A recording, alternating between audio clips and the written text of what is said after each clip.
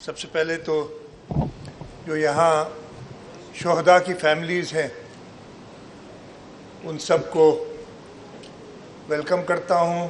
میرے ساتھ میری کابینہ کے کولیگز، چیف سیکرٹری سندھ، آئی جی سندھ بیوروکریسی کے باقی افسران، یہاں پہ بیٹھے ہوئے سول سوسائٹی سے آئے ہوئے معززین، آپ سب کو السلام علیکم. آج کا دن 9 مئی پورا 1 سال گزر گیا ہے.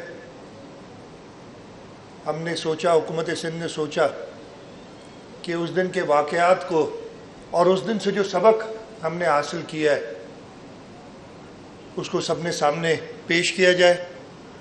میں انفارمیشن ڈپارٹمنٹ کا شکر گزار ہوں، انہوں نے یہ ایونٹ کا اہتمام کیا ہے.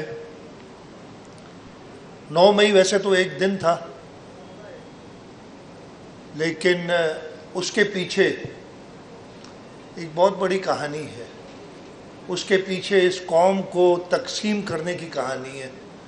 اس کے پیچھے نفرتوں کو بڑھانے کی کہانی ہے، جو کہ شروعات کب ہوئی اس کا تو نہیں کہہ سکتے. میرا خیال ہے یہ پاکستان کے جو دشمن ہیں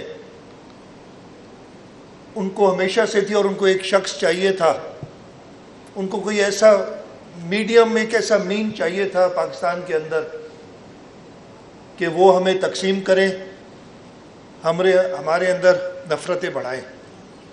اور انفارچونیٹلی ایک شخص ان کو ایسا مل گیا جس نے یہ سب کیا. اور اگر ہم اپنے لیڈرشپ کو دیکھتے ہیں، اس ملک میں ایک بہت بڑا سانحہ ہوا تھا 4 اپریل 1979 کو، جب اس ملک کا پہلا ڈیموکریٹکلی الیکٹڈ پرائم منسٹر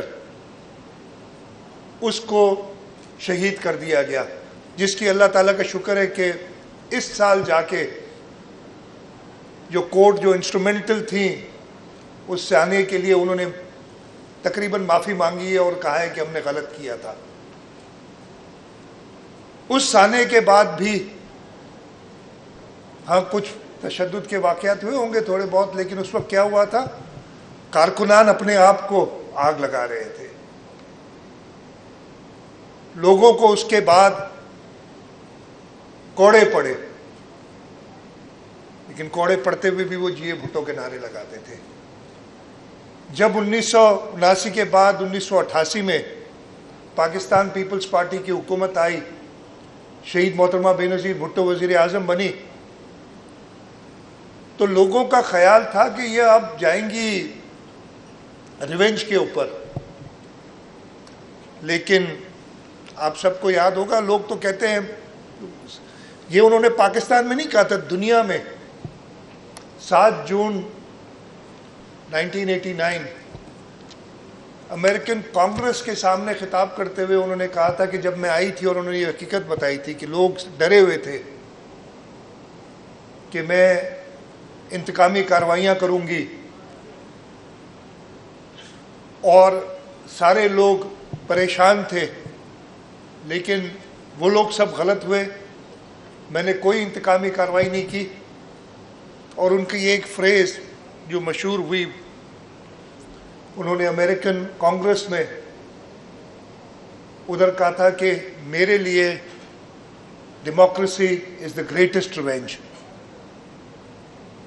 اس کے بعد وہ خود محترمہ بے نظیر بھٹو کو پوری قوم کے سامنے 2007 میں شہید کر دیا گیا. دہشت گردوں نے شہید کیا، اس ملک کے دشمنوں نے شہید کیا.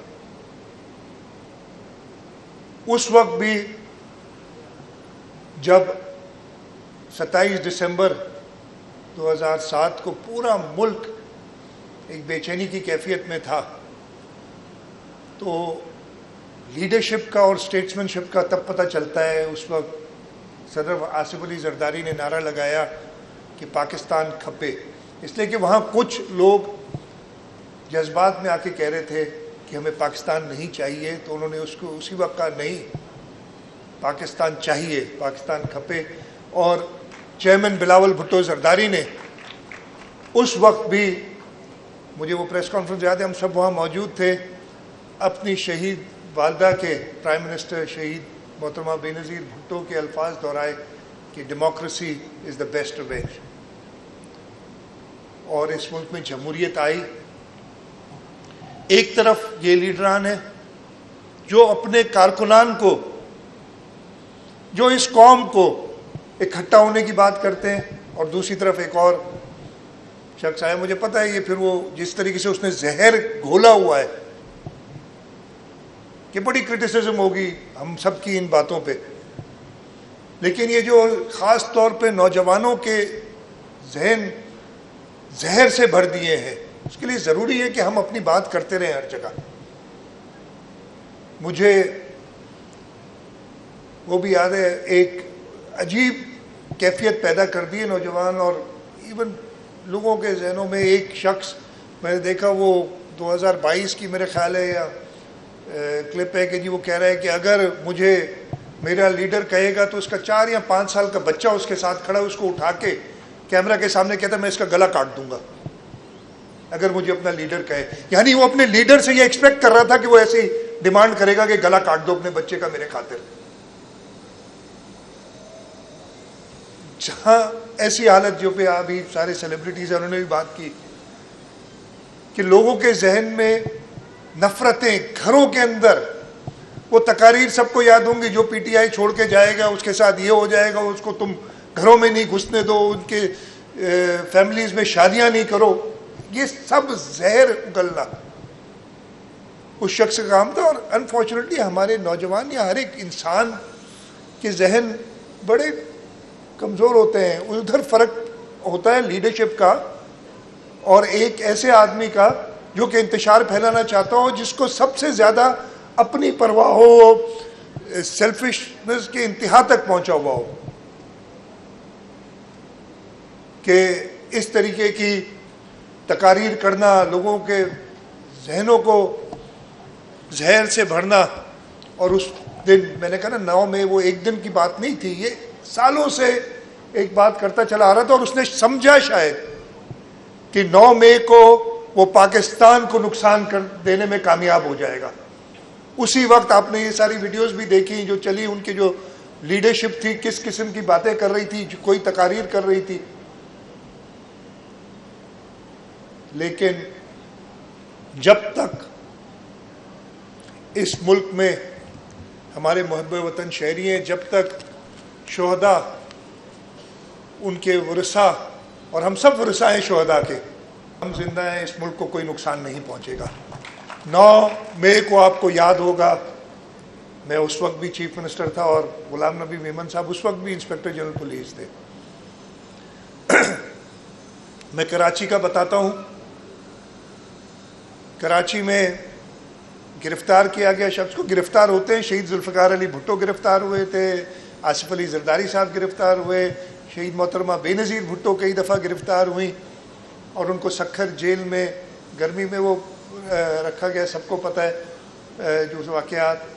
محترمہ فریال ٹالپور صاحب گرفتار ہوئیں، شرجیل میمن صاحب غلط گرفتار ہوئے ایئرپورٹ سے آتے ہوئے بیل ہونے کے باوجود. یہ سب چیزیں ہوتی ہیں، لیکن کبھی بھی ملک کو نقصان پہنچانے کی بات نہیں. ہاں احتجاج ضرور ہم کرتے رہے ہیں اور کرتے رہیں گے. پرامن احتجاج جمہوریت کا حصہ ہے. جب بھی غلط ہوگا ہمارے ساتھ ہم احتجاج کریں گے پرامن. لیکن قوم کو اس طریقے سے نقصان پہنچی. اس دن جو تقاریر ہوئی کہ جلا دو، یہاں چلے جاؤ، کور کمانڈر ہاؤس چلے جاؤ، پتہ نہیں ریجنٹ پلازا چلے جاؤ، یہ ساری چیزیں موجود تھیں. میں کراچی میں آنے سے پہلے ایک چیز، خیر ایک مجھے بڑی خوشی ہوئی، میں ملنا بھی چاہتا ہوں جو شہید کیپٹن کرنل شیر خان کے ساتھی ہیں ان سے، اس لیے کہ جولائی 99 کو وہ قصہ ہے. میں آئی بلیو 5 جولائی میں، اور کہ ایک اور ثانیے کی وجہ سے بھی یاد ہے جہاں جب اس ملک میں جمہوریت ختم کر دی گئی تھی. لیکن 5 جولائی 99 کو شہید کیپٹن کرنل شیر خان نے جام شہادت نوش کیا سیاچن میں 2 ڈویژنز انڈین آرمی سے مقابلہ کرتے ہوئے. وہ اپنی پوسٹوں پہ ان کے اوپر تھے اور ان کو بے تحاشا نقصان دے رہے تھے. ایک پوسٹ پہ ہندوستانی فوجوں نے قبضہ کیا, انہوں نے اکیلے جا کے اس سارے فوجیوں کو, ہندوستانیوں کو ادھر مارا, لیکن اس میں مشین گن کی فائر سے وہ خود شہید ہوئے.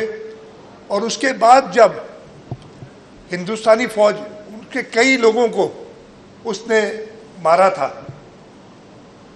انہوں نے اس کی لاش کو مسخ کرنے کی کوشش کی, تو وہاں جو ہندوستانی کمانڈر تھا اس نے انہیں روکا کہ نہیں, یہ ہمارے ساتھ لڑا ہے اور بہت اچھا لڑا ہے. اس ہندوستانی فوج کے کمانڈر نے اس کی سائٹیشن اس کی جیب میں رکھی اور بتایا کہ اس نے کیا کیا ہے. ہمیں کیا پتہ چلتا. دشمن نے ریکگنائز کیا اور مردان میں اسی کے مجسمے کو انہی شرپسندوں نے مسخ کیا, اس کا سر تن سے جدا کیا. آپ نے سب وہ تصاویر دیکھی ہوں گی. میں اس شخص کو جس نے یہ کام کیا اس کو تو قصوروار ٹھہراتا ہوں, لیکن اس سے پیچھے اس سوچ کو پیدا کرنے والا سب سے بڑا قصوروار وہ ہے جس کو سزا ملنی چاہیے. اس کی باقی جو چیزیں نا, وہ گھڑی چور کر دی یا فلانا کر دیا, 190 ملین پتہ نہیں پاؤنڈ کی جو اس نے جو بھی کیا, باقی چیزیں ایک طرف کر دیں, لیکن اس ملک کی نوجوانوں کی اس ملک کو تقسیم کرنے والی جو سازش جو ملک دشمنوں نے اس کے تھرو کرائی ہے, اس کی کوئی معافی نہیں ہے, اس کی معافی نہیں ہو سکتی. اور ادھر شہداء نے کہا نا کہ بھائی ہم کون ہوتے ہیں معاف کرنے والے شہداء کے ورثاء کو, کہ وہ شہداء کو معاف کر, شہداء کے قاتلوں کو تو ہم یہ معاف نہیں کر سکتے. اس کو, اس ملک کو ڈیوائیڈ کرنے, اس ملک کو تقسیم کرنے کی سزا ملنی چاہیے. میں کراچی کی ذکر آپ سے کر رہا تھا, اسی دن یہ تقریباً 2-2:30 بجے کے قریب صاحب موصوف اریسٹ ہوتے ہیں, تو جی یہ کال آ جاتی ہے پورے پاکستان میں, یہاں پہ بھی کوشش ہوتی ہے. ہماری پولیس کے بہادر جوان, ان کے ساتھ رینجرز, انہوں نے مل کے 5-6 بجے تک سارا شہر انڈر کنٹرول کر 2-3 گھنٹے میں صفائی کر دی تھی. ان کی صفائی اور طریقے سے نہیں کی تھی, صرف اپنی رٹ قائم کر کے. اس کے بعد جی چلنا شروع ہوا, اور یہ اگین میں جو کہتا ہوں نا, جو نقصان ہوتا ہے یہ سوشل میڈیا پہ غلط خبریں کہ جی GHQ پہ بھی قبضہ ہو گیا, یہ اس دن آپ کو یاد ہوگا کور کمانڈر ہاؤس پہ قبضہ ہو گیا ہے, اور بس ملک جو ہے وہ آپ کے میاں والی ایئر بیس پہ قبضہ ہو گیا ہے.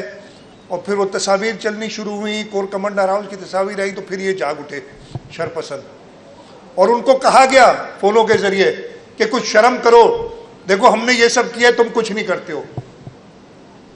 لیکن اس وقت بھی ہماری پولیس, اور مجھے اچھی طرح یاد ہے وہ سارا دن, وہ رات کو IG صاحب کو میں نے کہا نکلیں, اس لیے کہ شارع فیصل پوری بلاک کر دی, 6-7 گھنٹے شارع فیصل ضرور بند رہی تھی. میں نے کہا کہ صبح لوگ دفاتر جائیں تو ان کو کوئی روک ٹوک نہیں ہونی چاہیے. صبح ہم نے بزنس ایز یوزول چلے, اس نے 7-8 گھنٹے ہمارے خراب کیے, آگے کچھ نہیں ہوگا. اور ساری رات پولیس, ہماری KMC کا عملہ, ویسٹ مینجمنٹ بورڈ کو نکالا تھا ہم نے.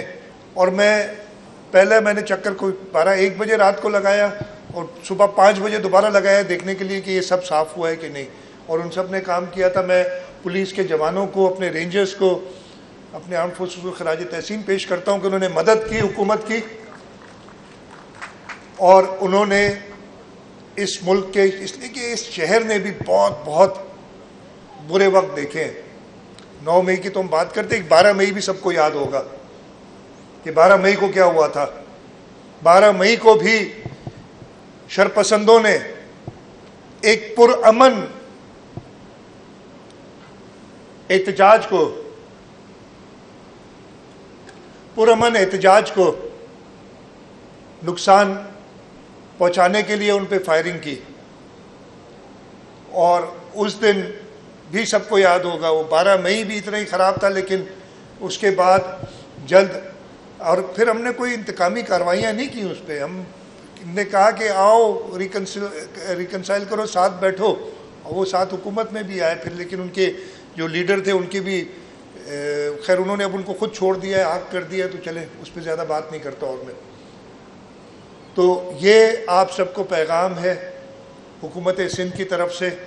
سب سے پہلے تو ہمارے شہداء کے ورثہ کو پروگرام ہے کہ یہ پیغام ہے کہ ہم ہمیشہ آپ کے ساتھ ہوں گے. آپ کے نوجوانوں نے، آپ کے بچوں نے، آپ کے والدین نے اس ملک کے لیے جان قربان کی ہے، اور ہم ان کے قرض دار ہیں، اور ہم ہمیشہ ان کے ساتھ رہیں گے. سندھ امن کی دھرتی ہے، سندھ صوفیوں کی دھرتی ہے. انشاءاللہ تعالی ہم اپنی پولیس، اپنے رینجرز اور اپنی افواج کے ساتھ مل کے سندھ میں ہمیشہ امن قائم رکھیں گے، اور انشاءاللہ تعالی یہ سندھ سے پھیلا ہوا جو امن ہے وہ پورے پاکستان میں جائے گا، اور پاکستان میں امن قائم کریں گے. میں ایک بار پھر شکر گزار ہوں انفارمیشن ڈپارٹمنٹ کا، اور خاص طور پہ جیسے میں نے شروع میں کہا تھا اپنے شہداء کے ورثہ کا، کہ آج انہوں نے ہمیں یہ شرف بخشا کہ کچھ وقت ہمارے ساتھ گزارا. آپ سب کا بہت شکریہ. انشاءاللہ تعالی اس عزم کے ساتھ کہ انشاءاللہ تعالی یہ پیغام امن جو ہے اس سے سبق لیتے ہوئے ہم ہمیشہ اس دھرتی پہ امن قائم رکھیں. آپ سب کا بہت شکریہ. پاکستان زندہ باد.